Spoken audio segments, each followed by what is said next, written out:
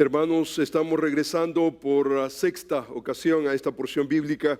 Vamos, hermanos, a tratar con un pasaje, el versículo 10, el día de hoy. Y el título, hermanos, de toda esta serie tiene que ver con el cuidado que debemos de tener a la autosuficiencia. Y en lugar, hermanos, de pensar que no necesitamos a nadie, ni siquiera a Dios, debemos de venir confiados delante de nuestro Dios. El pasaje de la Escritura dice de la siguiente manera: porque no quiero, hermanos, que ignoréis que nuestros padres todos, dice, estuvieron bajo la nube y todos pasaron el mar y todos en Moisés fueron bautizados en la nube y en el mar y todos comieron el mismo alimento espiritual y todos bebieron la misma bebida espiritual porque bebían de la roca espiritual que los seguía y la roca era Cristo. Pero de los más de ellos no se agradó Dios, por lo cual quedaron postrados en el desierto. Todos pasaron, dice, el mar, todos estuvieron en la nube. Dice que todos fueron bautizados en la nube, en el mar. Todos comieron, todos bebieron. Pero de los más de ellos no se agradó Dios, por lo cual quedaron postrados en el desierto.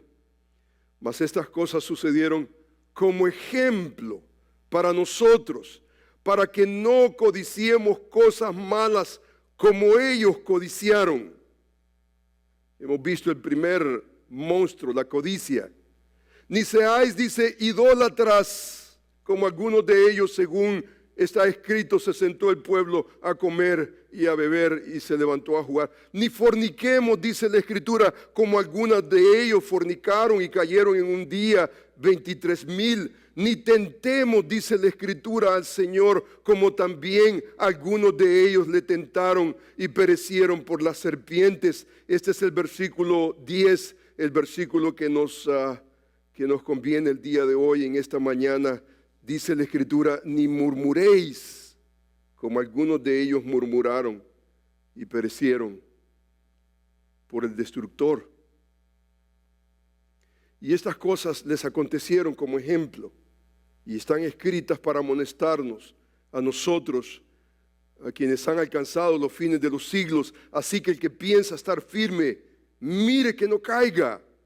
No os ha sobrevenido ninguna tentación que no sea humana, pero la Escritura dice que fiel es Dios, que no os dejará ser tentados más de lo que podéis resistir, sino que dará también juntamente con la tentación la salida para que podáis soportar. Que el Señor bendiga la palabra leída. Como un breve repaso, hermanos, debemos de entender que el pasaje de la Escritura resalta lo que yo he llamado básicamente 5 monstruos. Es una desfiguración, es un monstruo con 5 cabezas: la codicia, la idolatría, la fornicación, la tentación y la murmuración. Hemos hablado la última semana que estuvimos acerca de la tentación y observamos que la tentación es ignorar básicamente que Dios está en medio de nosotros, es tratar de manipular a Dios en nuestro pensamiento finito, es tratar la manera de entender la vida de un punto de vista de desánimo, es hablar en contra de Dios, en contra del escogido de Dios, es rechazar la provisión de Dios, es la insatisfacción, es pedir a Dios no lo que necesitamos, sino gustos. Es no conformarnos con el maná, sino queremos más. Es básicamente endurecimiento de corazón, es altercar, murmurar, exagerar en contra de Dios, de su siervo. Constantemente, hermanos, esas líneas están ahí en la historia para que nosotros aprendamos. Es básicamente invitar, el tentar al Señor es invitar el juicio de Dios que definitivamente nosotros no queremos. El tentar a Dios es una actitud, hemos hablado, de insatisfacción de nuestro corazón. Hay endurecimiento, hay desánimo, dudamos de Dios, rechazamos esa provisión de Dios, esa provisión fiel, la provisión que Dios tiene preparada para nosotros y buscamos nosotros alternativas, buscamos nosotros de alguna manera, pensamos que no nos merecemos algo y entonces buscamos desesperadamente y entonces tratamos de manipular a Dios, engañar a Dios con el fin de crear una impresión falsa de nosotros mismos, aún de Él, y esto básicamente nos lleva al juicio. Y la tentación la vemos ahí, y Pablo está trayendo la historia del pueblo de Israel y está hablando a una iglesia local que tiene la tendencia a tentar a Dios. El día de hoy vamos a tratar con la murmuración en el pueblo de Dios. Y esta es la quinta categoría, es el monstruo de la murmuración. El pasaje de la Escritura dice, ni murmuréis como algunos de ellos murmuraron y perecieron, dice, por el destructor. El día de hoy, hermanos, vamos a ver esos tres encabezados. Vamos a ver la murmuración que ocurre no solamente en la iglesia del Señor, lo que Pablo está pensando, lo que Pablo básicamente de alguna manera tiene en mente al escribir a los hermanos de la iglesia local en Corintio. Y número 2, vamos a ver la murmuración en el pueblo de Israel, porque el apóstol Pablo está pensando en esas categorías, está pensando en una historia sacra, Antiguo Testamento. Y número 3, vamos a ver esa solución, la solución que aún el texto mismo nos presenta. Vamos a observar, hermanos, en primer lugar, esa murmuración en la iglesia de Dios. Y esa murmuración, hermanos, en la iglesia de Dios, si usted se da cuenta, dice, ni murmuréis como algunos de ellos murmuraron, perecieron por el destructor. Aquí está Pablo enseñando a la iglesia, exhortando a la iglesia en base a un mal ejemplo. Está básicamente echando mano de una historia que nosotros vemos y decimos, ¿cómo es posible que el pueblo de Dios se haya metido en murmuración? ¿Y cómo es posible que terminaron pereciendo, dice, por el destructor? Usted se da cuenta que la situación en Corintio era la siguiente. Usted ve, por ejemplo, en Corintio, porque he sido informado, dice Pablo, desde el principio del capítulo 1 de los de Cloé, dice que hay entre vosotros contiendas. O sea que hay contiendas, la iglesia está metida en contiendas. Y esa contienda está básicamente provocada por una actitud de corazón. Dice, mas algunos de ustedes, dice, están envanecidos, como si yo nunca hubiera de ir a vosotros, pero iré pronto a vosotros, si el Señor quiere. Y conoceré no las palabras, sino el poder de los que andan envanecidos. Hay envanecimiento en el corazón de la iglesia, y ese envanecimiento inevitablemente trae contiendas en la iglesia del Señor. Trae contiendas. Y hemos hablado, hermanos, de la autosuficiencia, acerca del orgullo. Es esa actitud pecaminosa que nos engaña, haciéndonos pensar que somos nosotros invulnerables, que no necesitamos a nadie, no necesitamos ni siquiera a Dios. Y entonces vemos a los hermanos, en lugar de apreciarlos, los menospreciamos y en momentos hasta pisoteamos a nuestros hermanos. Nos sentimos en nuestro orgullo, en nuestra autosuficiencia, una actitud pecaminosa que nos hace sentir que nosotros estamos sobre encima de cualquier calamidad, de cualquier situación. Nos sentimos invulnerables. Y es casi seguro que los hermanos en Corinto estaban envanecidos, estaban en esa situación. Y su envanecimiento no solamente despreciaba a los hermanos, habían creado una segregación. Nosotros la leemos del capítulo 1 al capítulo 4. Yo soy de Pablo, yo soy de Cefas, yo soy de Apolos. Había una segregación como consecuencia del envanecimiento. Algunos hermanos en la iglesia se sentían que ellos estaban ricos, saciados, satisfechos, sin necesidad de nada. Pablo les escribe esta carta y él dice, mas algunos están envanecidos. Ahora, es cierto que no eran todos, como en el caso, por ejemplo, de Israel. Todos pasaron por la nube. Todos bebieron el agua, todos comieron el pan, todos. Pero de los más de estos no se agradó Dios. La misma situación.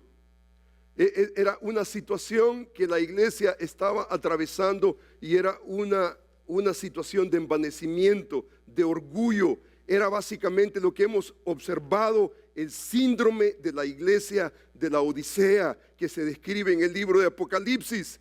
Dice la escritura que escribe el ángel a la iglesia de la Odisea: he aquí el amén, el testigo fiel, verdadero, el principio de la creación de Dios. Dice esto: yo conozco tus obras, que ni eres frío ni caliente. Ojalá fuese frío o caliente, pero por cuanto dice eres tibio y no frío ni caliente, te vomitaré de mi boca.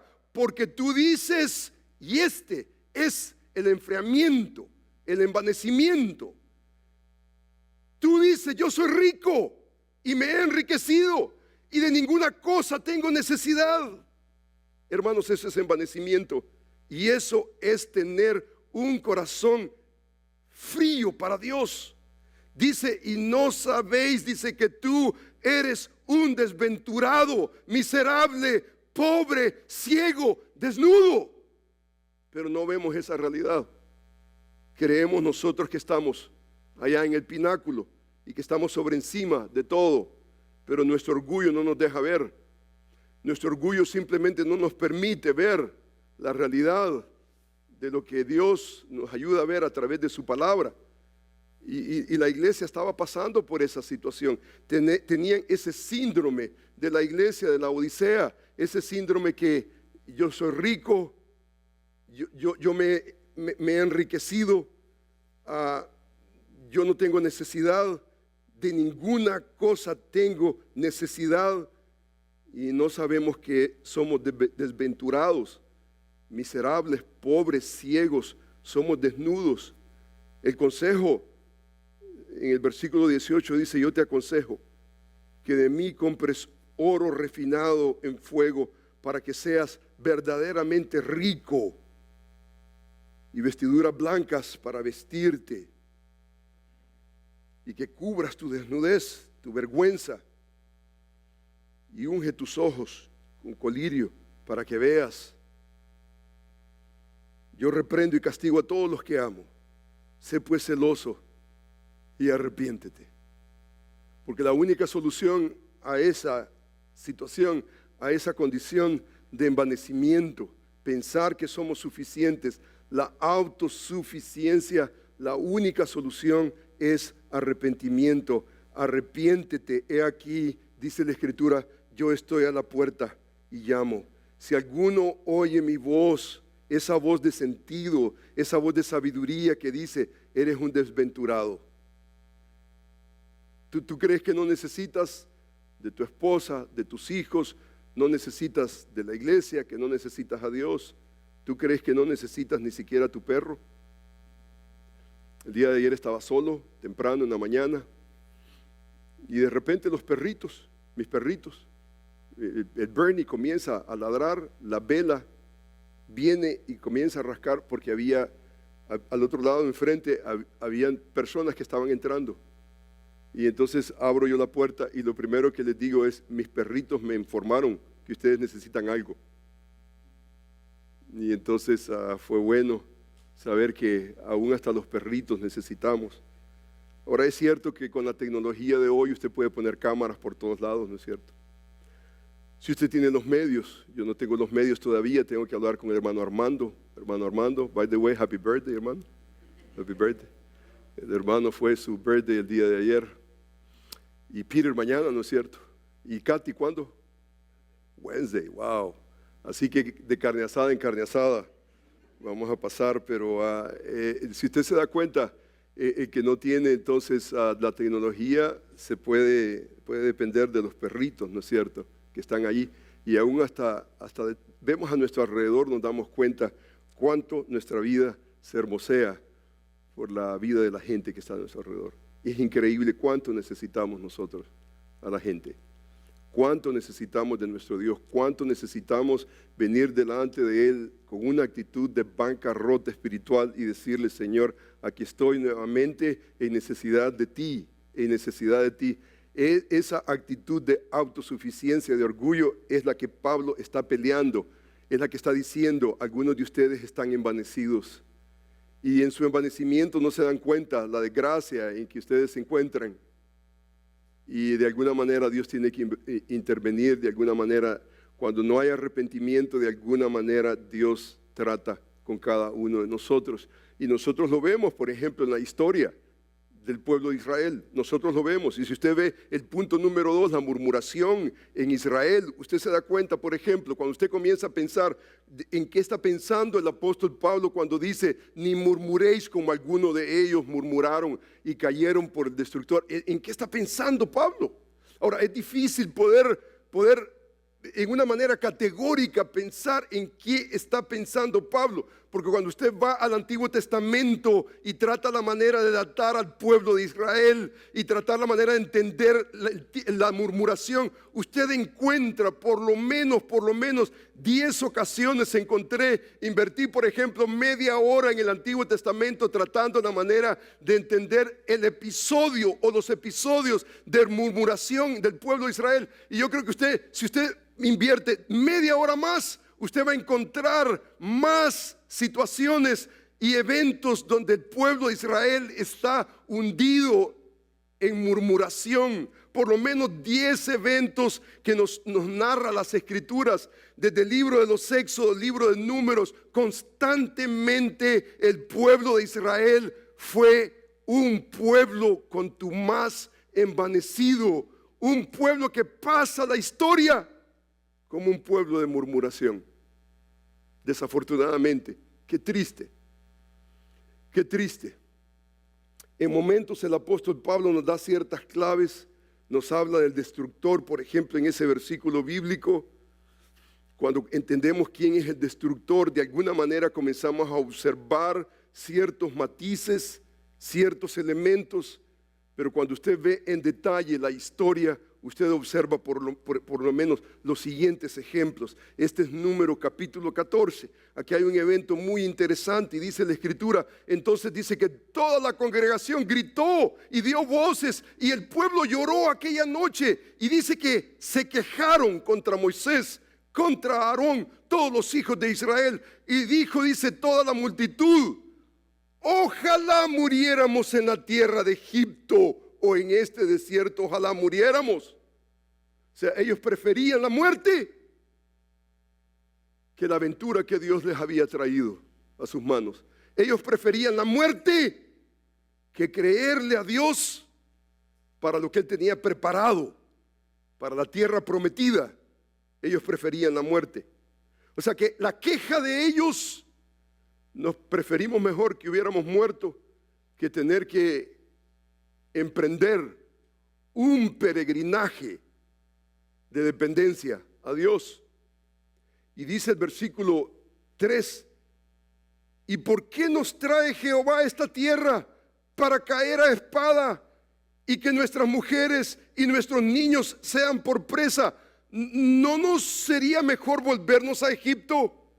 Y decía el uno al otro: designemos un capitán y volvámonos a Egipto. Usted ve los detalles de esta realidad, usted se da cuenta que no solamente están murmurando, quejándose, no solamente en contra de Moisés, de Aarón, pero dice específicamente, dice, ¿cómo? Dice, ¿y por qué nos trajo? Dice, Jehová, dice, a esta tierra. Y en la murmuración dice que se decían unos a los otros: designemos un capitán y volvámonos a Egipto. O sea que era una afrenta terrible en lo que ellos están pensando.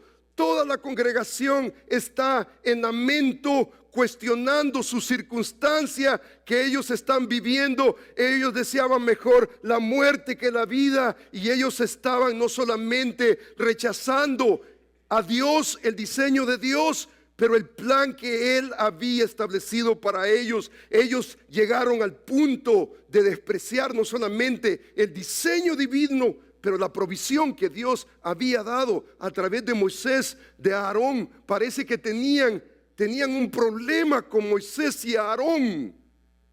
A través de toda la murmuración que usted ve, especialmente en el libro de Números, como que hay un problema muy serio de parte de la congregación. Y entonces dice que designemos, dice capitán, un líder, porque este Moisés y este Aarón, estos no saben lo que están haciendo. Y hay murmuración. Y entonces vemos nosotros, por ejemplo, estos destellos. Hay murmuración en contra del líder, murmuración en contra de Dios, diseñando básicamente su propio plan, no aceptando lo que Dios estaba providencialmente proveyendo en un momento específico de su vida. Ellos sentían que no se merecían el trato que ellos estaban experimentando en ese momento de su vida. Por ejemplo, el capítulo 16, este es el capítulo 14. Usted lee el capítulo 16 y es básicamente un bracket, y todo tiene que ver con murmuración, con queja. Dice que Coré, hijo de Israel, dice de Coat, hijo de Leví, Datán, dice Abiram, hijo de Eliab, dice Ión, hijo de Pelet, de los hijos de Rubén. Dice que tomaron gente. Estos líderes tomaron gente. Levitas que estaban ya en el ministerio, estaban sirviendo. Dios los había escogido para que sirvieran en la congregación. Y dice que estos se levantaron, y dice que tomaron gente, se levantaron contra Moisés, dice, con 250 varones de los hijos de Israel, príncipes de la congregación, de los del consejo, varones de renombre, se juntaron contra Moisés, a Aarón, y les dijeron: ve usted, basta ya de vosotros, porque toda la congregación, todos ellos son santos, y en medio de ellos está Jehová. ¿Por qué pues os levantáis vosotros sobre la congregación de Jehová? Hombre, esto es una afrenta. Estos son detalles que nos hacen entender el dolor que tenía la congregación. El dolor de la congregación es este Moisés, Aarón. No sabemos qué ha pasado con estos varones. Y entonces, basta ya de vosotros.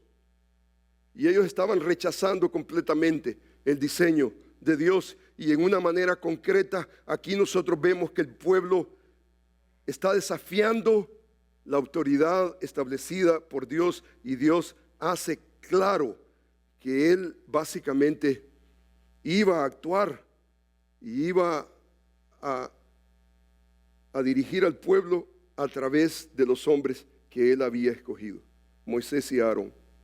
Perfectos, bajo ninguna definición perfectos, ordinarios, con luchas, con pruebas. Ninguno de estos entró a la tierra prometida no por su buena cara, sino por su mala actitud de corazón. Pero esto es lo establecido por Dios. Dios está tratando con su pueblo a través de estos hombres imperfectos, ordinarios. Y dice el capítulo 16, continuando: cuando oyó esto, Moisés, dice que se postró sobre su rostro como forma de indignación. Expresiones coloquiales nuestras podría ser, en lugar de decir se postró sobre su rostro, se rascó la cabeza y dijo: ¿cómo es posible que esta gente esté en la misma tragedia? Y dice que habló a Coré y a todo su séquito, diciendo: mañana mostrará Jehová quién es suyo y quién es santo, y hará que se acerque a Él al que Él escogiera. Dice: Él lo acercará así. Y entonces dice la Escritura que dijo más Moisés a Coré: oíd ahora, hijos de Leví, os es poco, mire usted este discurso, os es poco que el Dios de Israel os haya apartado de la congregación de Israel, acercándoos a Él para que ministréis en el servicio del tabernáculo de Jehová y estéis delante de la congregación para ministrarles. Y he aquí, te hizo acercar a ti y a todos tus hermanos, los hijos de Leví, contigo. O sea, ¿te parece cosa poco que Dios ha escogido a los hijos de Leví para servir a la congregación? Delante de esta congregación, dice el versículo, ¿procuráis también el sacerdocio? O sea que esta es una afrenta increíble. O sea que ellos no estaban satisfechos. Lo que ellos querían era poder. Ellos no estaban satisfechos en servirle a Dios. Lo que ellos querían era poder. Es muy probable que el sacerdocio, ellos habían estado en Egipto, y si usted lee la historia de Egipto, especialmente la historia religiosa pagana, los sacerdotes eran grandes, pero grandes figuras, célebres. Y es muy probable que ellos venían con la mentalidad de que el sacerdote era respetado, era levantado en gran estima, y ellos de alguna manera no estaban satisfechos con servir a las mesas, no estaban satisfechos como levitas alrededor de la casa de Dios.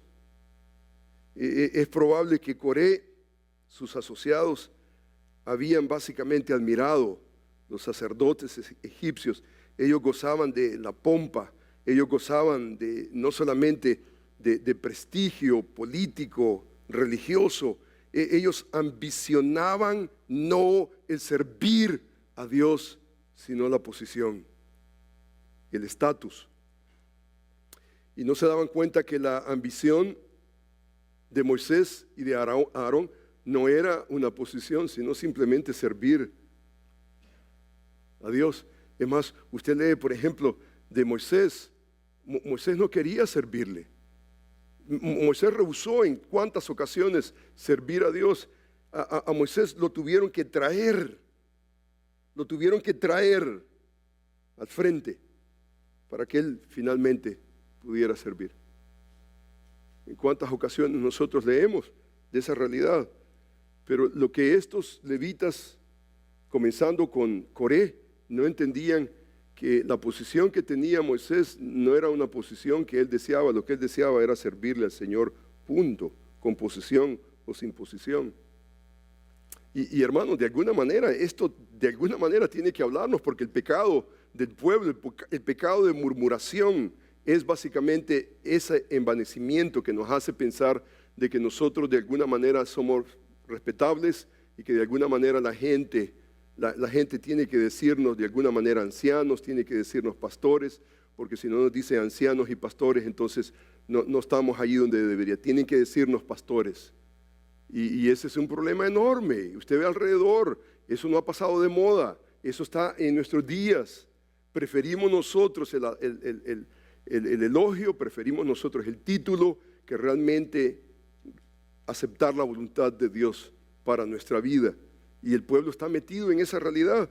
Y entonces el capítulo continúa hablando. Por ejemplo, dice por ejemplo la escritura, este es el capítulo 16, y Jehová habló a Moisés y a Aarón diciendo: apartaos de entre esta congregación y los consumiré. Dice, en un momento Jehová dijo, Jehová está básicamente listo para ejecutar su juicio ante esta actitud de autosuficiencia, pensando de que yo me merezco esto. Dice que abrió la tierra su boca y los tragó a ellos y sus casas y todos los hombres de Coré y todos, dice, sus bienes, y ellos con todo lo que tenían. Dice que descendieron vivos al Seol y los cubrió la tierra y perecieron en medio de la congregación.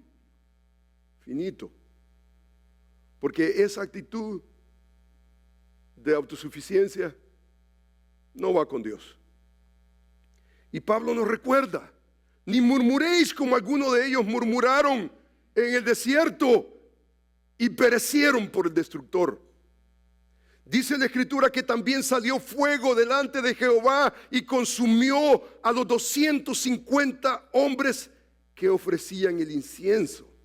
Como un sacerdote no eran, pero ya estaban asumiendo una posición que no les correspondía. O sea, esto es severo. O sea que usted ve, por ejemplo, usted ve esa actitud de autosuficiencia relacionada constantemente con el juicio de Dios. porque allí está el juicio de Dios. Dice, por ejemplo, el capítulo 16, el día siguiente toda la congregación de los hijos de Israel dice que murmuró. Tal vez usted pensará, este es el versículo, por ejemplo, 20, 25 al 30. El capítulo 16, 41 dice que el día siguiente la congregación otra vez vino, murmuró en contra de Moisés a Aarón diciendo: vosotros habéis dado muerte al pueblo de Jehová. Y comienzan a culpar a Moisés, a Aarón, por lo que Dios está haciendo, el juicio que Dios está ejecutando. Y Jehová habló a Moisés diciendo: apartaos de en medio de esta congregación y los consumiré en un momento. Y ellos se postraron sobre sus rostros. Dice el versículo 49, y los que murieron en aquella mortandad fueron 14,700, dice, sin los muertos por la rebelión de Coré. Porque hay juicio, y todo se deletrea como juicio.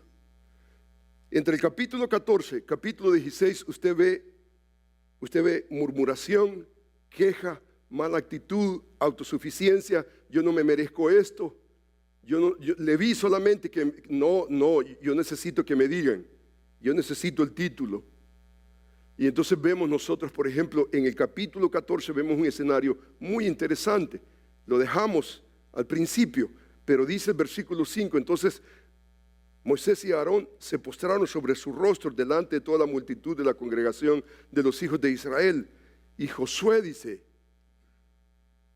hijo de Nun, y Caleb, hijo de Jefone, dice, aquí está Caleb y Josué hablando básicamente a la congregación, y hay un discurso muy interesante. Si usted se da cuenta, aquí está Moisés, aquí está Aarón, hay 4 personajes, surge Josué, Caleb, y entonces estos eran de una pinta diferente, estos tenían una actitud diferente, y la actitud diferente se revela en el discurso que ellos hicieron. Dice que Josué y Caleb, dice que eran los que habían reconocido la tierra, y dice que rompieron sus vestidos y hablaron, dice, a toda la congregación de los hijos de Israel, diciendo, 2 puntos, y aquí está el discurso, y en el discurso podemos nosotros notar varios elementos que tienen que ver con tratar con ese espíritu, con esa actitud de autosuficiencia. Mire lo que dice el versículo. Esto es lo que pensaban. Aquí están pensando a Josué. Aquí está, si usted se da cuenta, Caleb pensando no como una persona que ha abrazado la autosuficiencia, sino un hombre que está pensando y está pensando bíblicamente como nosotros deberíamos de pensar. Dice el versículo, la tierra por donde pasamos, dice, para reconocerla, es tierra en gran manera buena. Y usted se pregunta, ¿por qué está diciendo eso? Porque el reporte de los 10 espías fue: esta tierra no sirve, aquí no hay nada, que hay 0. Y aquí está básicamente, aquí está Josué y Caleb trayendo una perspectiva realística de lo que realmente es la tierra prometida. Una tierra que fluye leche y miel, que lo vamos a ver en unos momentos, esa fraseología. Dice, la tierra donde hemos pasado para reconocer es tierra de gran manera buena. Y mire conmigo la segunda verdad interesante. La primera es, la tierra no es una tierra mala, como han dicho los espías, los 10 espías, sino que es una tierra, dice, en gran manera buena. Número 2, mire usted lo que dice: si Jehová se agradare de nosotros, Él nos llevará a esta tierra y nos la entregará, tierra que fluye leche y miel. O sea que si Dios quiere, Él nos dará la tierra. O sea que está apelando a la voluntad de Dios, está reconociendo, si esta es la voluntad de Dios, descansemos en esa realidad. Si esta tierra es nuestra, lo que necesitamos es confiar en la soberanía de Dios y confiar de que Él es el que ha hablado, Él es el que ha prometido y Él es el que va a cumplir. Dice el versículo 9, dice, por tanto, no seáis rebeldes contra Jehová, ni temáis al pueblo que está en la tierra, porque nosotros los comeremos como pan. Dice, su amparo se ha apartado de ellos y nosotros, entre nosotros, dice, está Jehová. O sea que ellos están trayendo no solamente realismo a la situación. Mira, veamos la situación, veámosla y veámosla. Hagamos un assessment de la situación. La tierra es buena, en gran manera buena. Número 2, mira, si esta es la voluntad de Dios, si la voluntad de Dios es que nos dé la tierra, Él lo ha prometido, Él lo va a cumplir. Pero número 3, Él está apelando y Él está diciendo, no seáis rebeldes contra Jehová. O sea que este es un problema de rebeldía. En otras palabras, si usted se da cuenta, dice, no seáis rebeldes contra Jehová, ni temáis al pueblo, porque nosotros, dice, los comeremos, dice, como pan. Dice el versículo, no los temáis. O sea que nuestro temor no es la circunstancia, lo que vemos a nuestro alrededor. Nuestra responsabilidad nuevamente es regresar a Primera de Corintios capítulo 10, el versículo 13, que dice, no nos ha sobrevenido ninguna tentación que no sea humana, pero fiel es Dios. ¿Usted se da cuenta? Este es un regreso. Para mí el versículo 13 no es accidental. El versículo 13 tiene que ver con esos destellos de la historia que él está citando.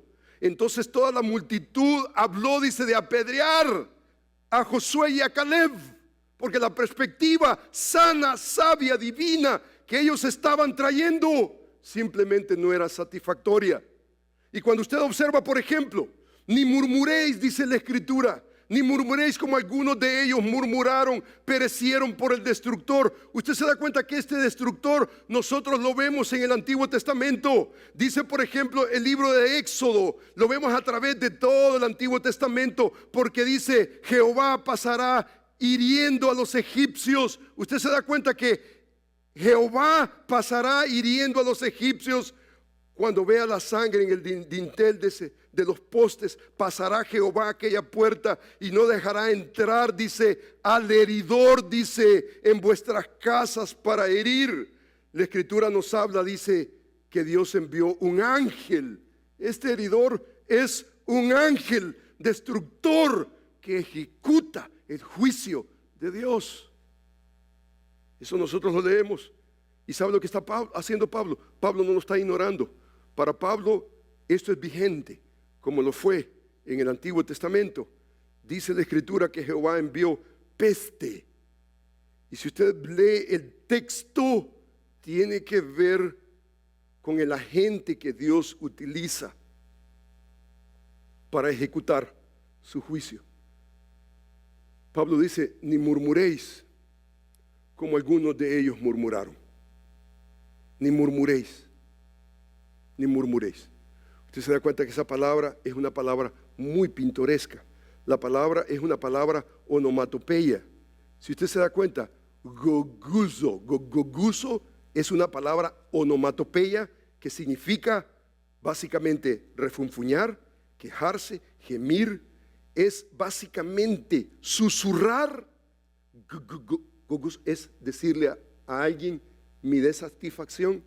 Y cuando nosotros hablamos, por ejemplo, con palabras onomatopeyas, son palabras básicamente que solamente el sonido está representando la acción que nosotros estamos haciendo.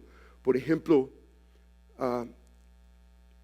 ¿qué hace la vaca? Mu, y decimos nosotros mu. ¿Y qué hacemos? M-U-U-U, mu. El pato, ¿qué hace? Cuac. Cuac, esa es una palabra onomatopeya. Por ejemplo, decimos, la serpiente de repente salió y hizo zzz.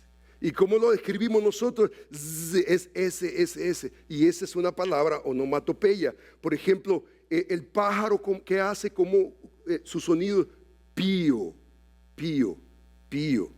O sea, los idiomas, por ejemplo, esta semana, y yo le preguntaba a mi esposa, ¿cómo los perros en Italia ladran? Por ejemplo, si usted se da cuenta, el perro, ¿cómo ladra? Wow. En inglés, woof. ¿Sabe cómo lo hace en italiano? Bau. Y esto está, hermano, Esto está documentado. Si usted se da cuenta, ¿sabe cómo los perros japoneses ladran? Guan, guan, porque ya va, ¿sabe? El Kung Fu de por medio. Los chinos, ¿sabe cómo lo hacen?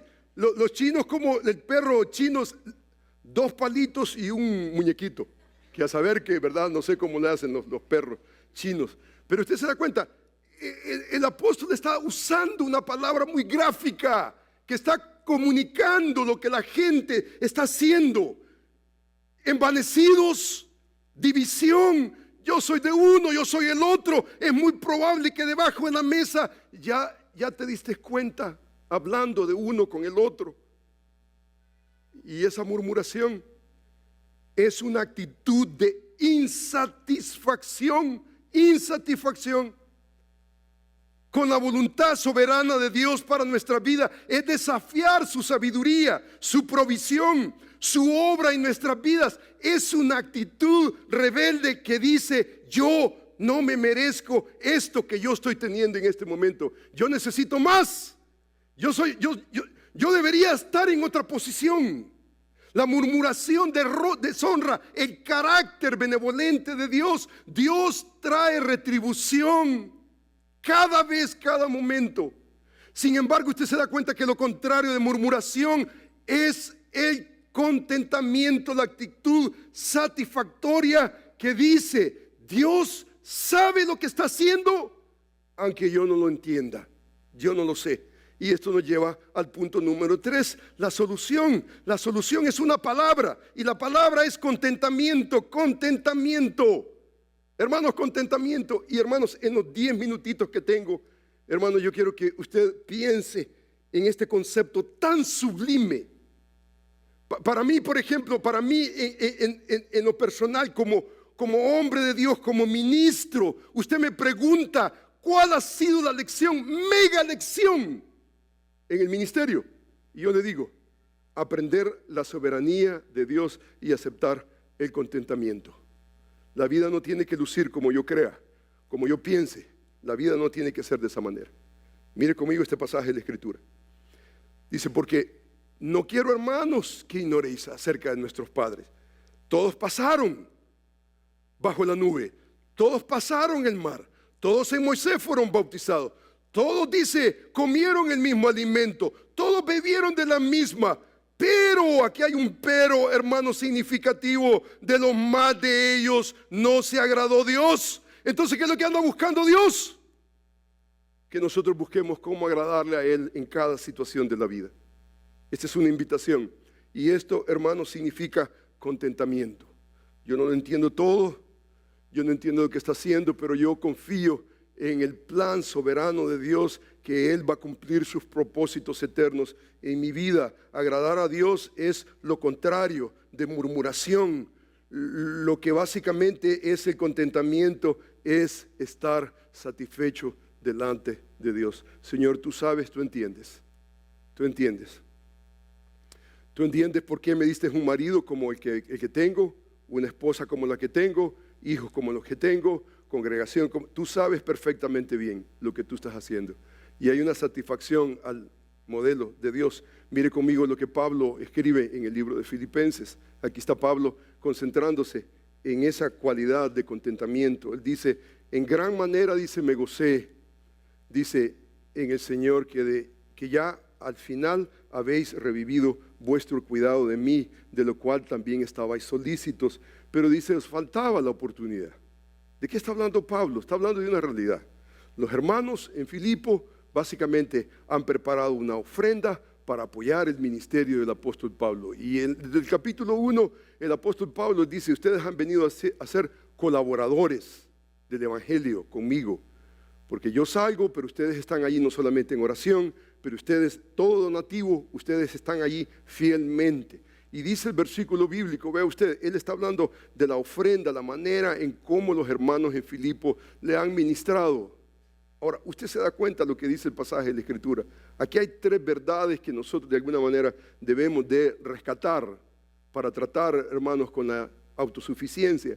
Y tratar autosuficiencia es codicia, querer lo que no deberíamos de tener. Lo que no deberíamos de tener. abusar de la grandeza de Dios y de la sabiduría de Dios.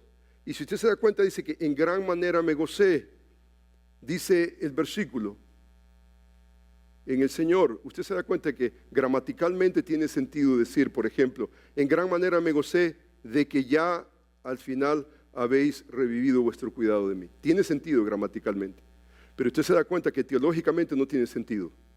Teológicamente usted le quita en el Señor, ya usted pierde completamente la dimensión. Si usted quita en el Señor, ¿qué es lo que le está quitando? Lo que le está quitando es el elemento teológico. Gramaticalmente tiene sentido decir en gran manera me gocé de que ya al final habéis. Gramaticalmente tiene sentido, pero teológicamente no tiene sentido. Porque si usted quita en el Señor, el enfoque ¿dónde está? En la contribución. Pero el enfoque del apóstol Pablo no es contribución. El enfoque del apóstol Pablo es en el Señor. O sea que el Señor ha tratado con ustedes, ha tratado conmigo, y Él está básicamente estableciendo una realidad, y esto, hermanos, se llama la providencia soberana de Dios. Dios se va a manifestar.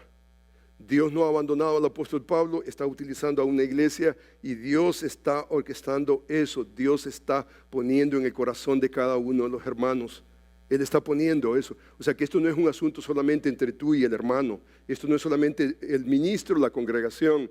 Este es un asunto de la soberanía de Dios, la provisión, la providencia soberana de Dios. Él está apelando a esa realidad. Pero no solamente eso. Si usted se da cuenta, el versículo dice, el versículo siguiente, el versículo 11, no lo digo, esto dice, no lo digo porque tenga escasez, pues he aprendido a contentarme cualquiera que sea mi situación. Sé vivir humildemente, sé tener en abundancia, en todo y por todo estoy enseñado, así para estar saciado como para tener hambre, así para tener abundancia como para padecer necesidad. O sea que Pablo está diciendo, hey, esto del contentamiento, número uno, el contentamiento es un asunto que nosotros aprendemos. Dice, no digo esto porque tenga escasez, pues he aprendido, dice el apóstol Pablo, en todo, dice, he sido enseñado. De alguna manera alguien me ha enseñado, alguien me ha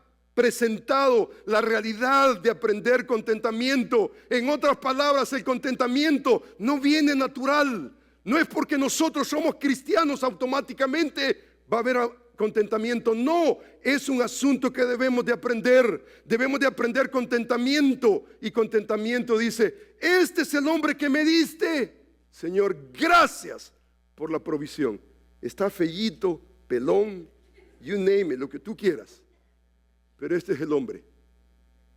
Y con este muero. Y no voy a morir con 2 ni con 3. 2, 3 es autosuficiencia. Es avaricia. Avaricia. Pero estar contento con lo que el Señor nos da es haber aprendido la providencia soberana de Dios. Creer en el contentamiento es un asunto de aprendizaje. Pero mire conmigo el versículo 13. Creer, hermanos, en la providencia soberana de Dios es creer en la provisión constante de Dios. Dice, todo lo puedo en Cristo que me fortalece. Las cosas no han cambiado necesariamente, pero hay una fortaleza de parte de Dios. Dios nos fortalece, Dios está ahí obrando en nuestros corazones. Yo me pregunto, ¿cómo nosotros aprendemos contentamiento? ¿Cómo yo a través de los años he aprendido contentamiento? Mire conmigo este pasaje que me ha servido increíblemente. Increíblemente. Este pasaje dice de la siguiente manera. Y hermanos, a través de este pasaje yo he aprendido cómo buscar el contentamiento en cada situación de la vida. El pasaje, si usted se da cuenta, está relacionado con algo, un antónimo muy interesante. Mire lo que dice. Sean vuestras costumbres, ¿sin qué cosa? Sin avaricia. Porque ¿qué es lo que es avaricia? Yo quiero más. Enough is not enough. Más y más y más y más. Sean vuestras costumbres sin avaricia. Contentos. Aquí está el contentamiento. Entonces hay un antónimo. ¿Cuál es el antónimo de contentamiento? avaricia. Dice el versículo, contentos con lo que tenéis ahora. No es un BMW, es una bicicleta. ¿Podemos estar nosotros contentos con eso? ¿Podemos nosotros estar contentos? Sí, está bien que, digamos, quisiéramos y deseáramos, pero esta ha sido la provisión de Dios. Dice la Escritura, sean vuestras costumbres. Ok, esta va a ser mi costumbre. Roberto, esta debe de ser tu costumbre, sin avaricia. Mis costumbres deben de estar libres de avaricia. Ahora, usted se da cuenta, hermanos, que la avaricia es interesante, porque el Antiguo Testamento nos habla acerca de la avaricia. ¿Se recuerda usted, por ejemplo, el 10º mandamiento? ¿Se recuerda lo que dice? Dice, no codiciarás. La palabra codicia y avaricia son primas hermanas, van de la mano. Cuando usted es que es como una moneda, los dos lados ve usted la avaricia, la codicia. Y el libro de Éxodo dice el capítulo 20, el versículo 17, no codiciarás la casa de tu prójimo. La casa de tu prójimo tiene que ver con ¿qué? Con la tendencia nuestra.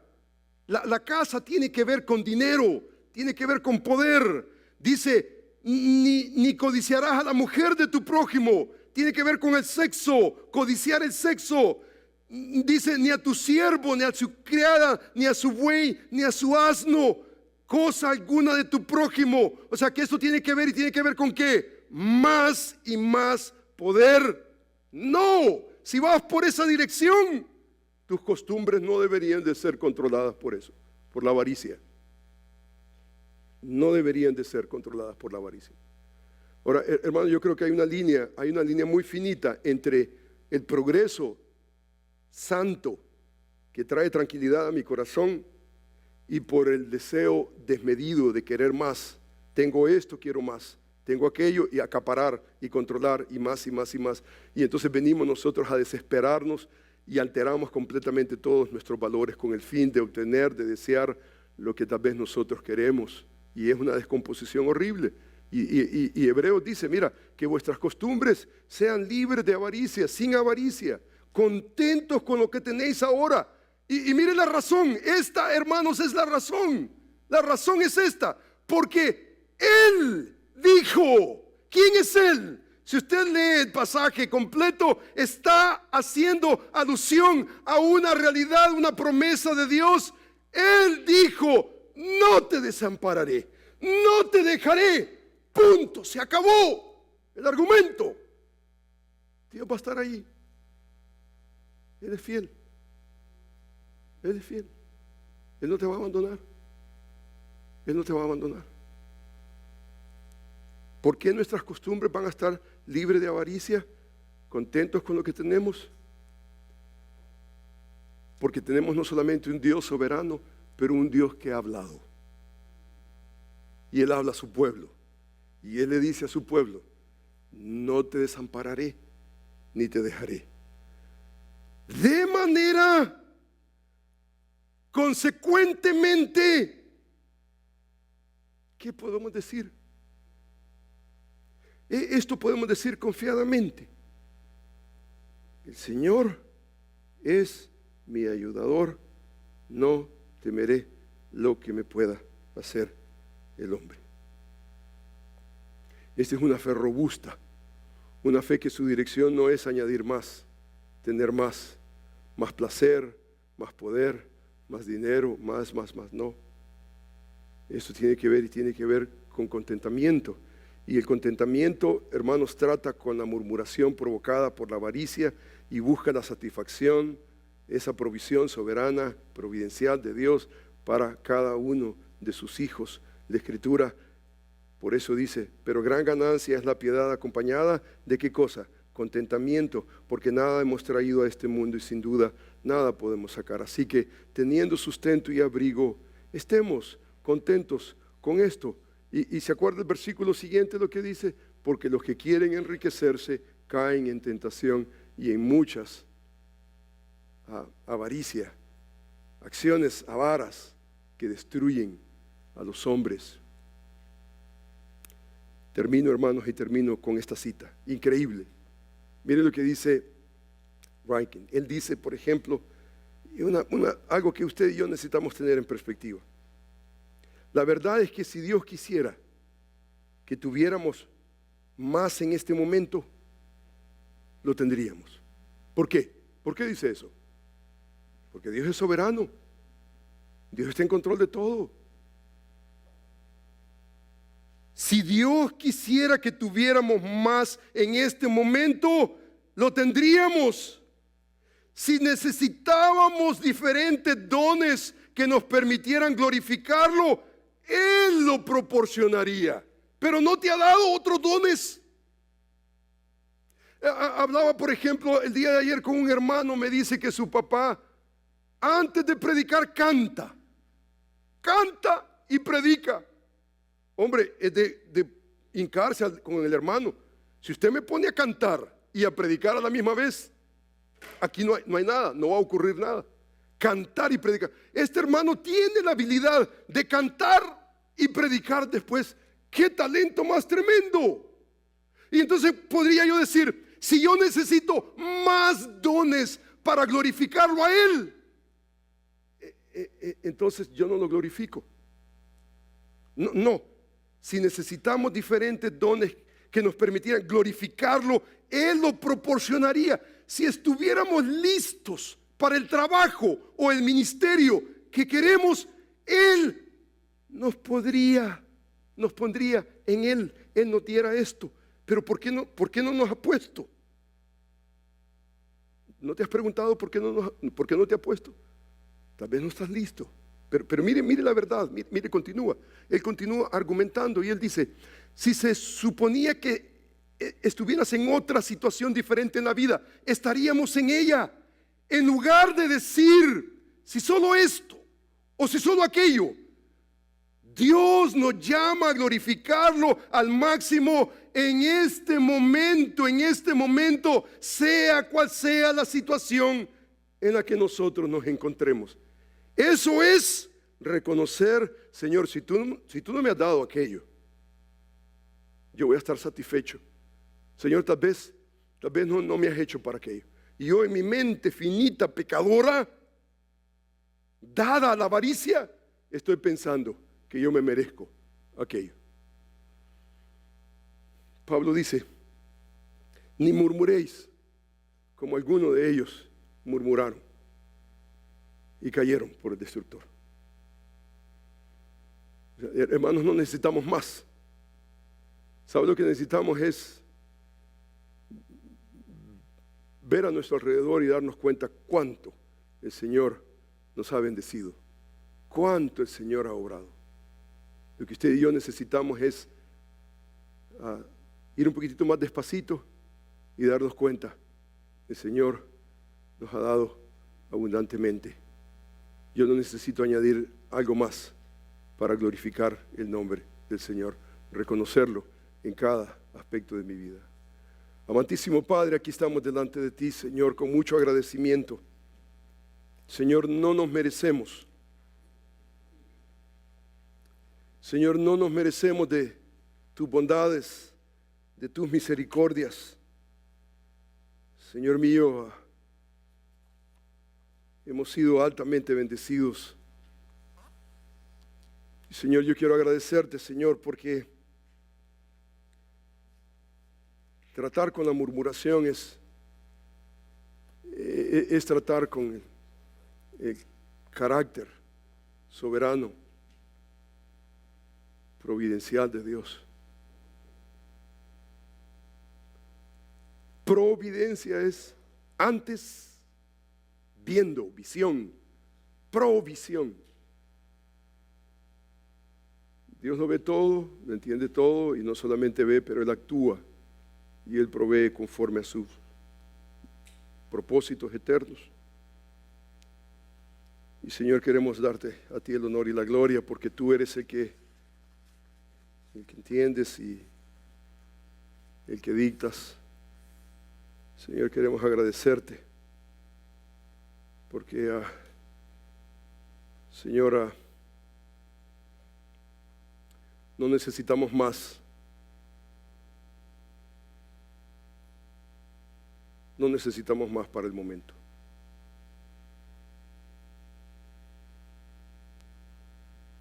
Necesitamos reconocer tu grandeza, tu bondad, tu benevolencia. Señor, tú has sido increíblemente bueno y nos has abundado, y con lo que tú has abundado, Señor, queremos servirte. Y Señor, a medida que vamos progresando y vamos creciendo, queremos servirte más y más. Pero no queremos, Señor, no queremos cometer el error de servirte, honrarte hasta que lleguemos allá. Queremos hacerlo hoy, reconocerte hoy. El día de mañana no sabemos, no hemos llegado ahí. Pero esa es una perspectiva que nos enseña a vivir un día a la vez. Un día a la vez. Hoy queremos, Señor, honrarte, glorificarte. Hoy queremos, Señor, confiar en tu fidelidad, en tu provisión. Gracias, Señor, porque nuestras costumbres no pueden ser con avaricia, sino contentos con todo, sabiendo de que tú eres soberano y que tú, Señor, has hablado y tú eres, Señor, nuestro ayudador. Tú estarás ahí y tú, Señor, no nos abandonarás. Yo te alabo, te bendigo, Señor, por tu provisión constante, fiel en nuestras vidas. Señor, gracias, Padre bendito, porque, Señor, a través de esta miniserie, versículo 1 al 13 de Primera de Corintios 10, hemos aprendido, Señor, a regresar a ti, a buscarte a ti. Señor, a tener cuidado, Padre bendito, de esas raíces, Señor, de amargura, de desaliento, de desánimo, que vienen por un corazón duro. Señor, cuida a Berea, Señor, cuida. Y trae, Señor, a tu iglesia un contentamiento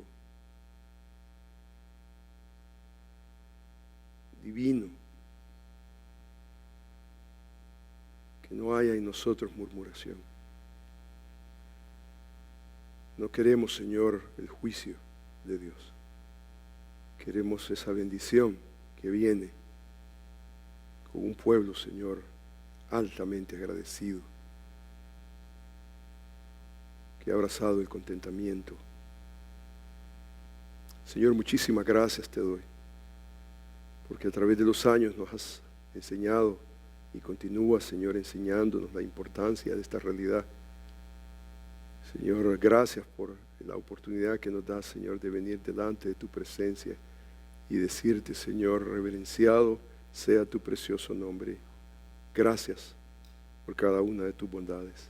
Te alabamos en el nombre de Jesús, Señor. Amén.